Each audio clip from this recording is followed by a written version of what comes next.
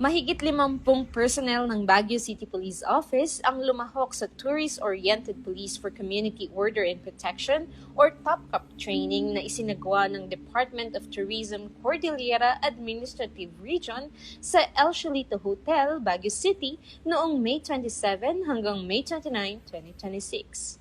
Layunin ng aktibidad na higit pang mapalakas ang kakayahan ng mga pulis sa pagbibigay ng tourism-oriented public service, partikular sa larangan ng professionalism, communication skills, cultural sensitivity, at service-oriented policing.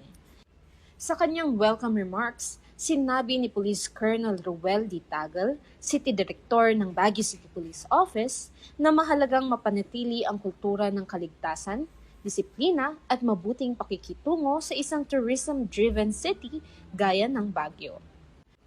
Tampok sa pagsasanay ang iba't ibang lecture, workshop at talakayan mula sa mga kinatawan ng DOT CAR, National Commission on Indigenous Peoples, City Tourism Office at iba pang partner agencies hinggil sa tourism awareness, cultural sensitivity, public assistance, customer service at ang papel ng mga pulis sa pagpapanatili ng ligtas at tourist-friendly na komunidad.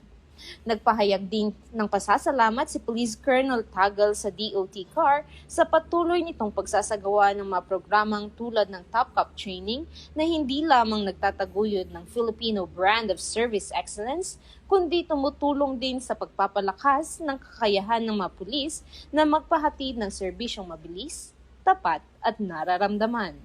Inaasahang magsisilbing mahalagang oportunidad ang nasabing pagsasanay upang higit pang mapaunlad ang kaalaman at kasanayan ng mga kalahok sa pagbibigay ng mas mahusay at mas makataong serbisyo publiko.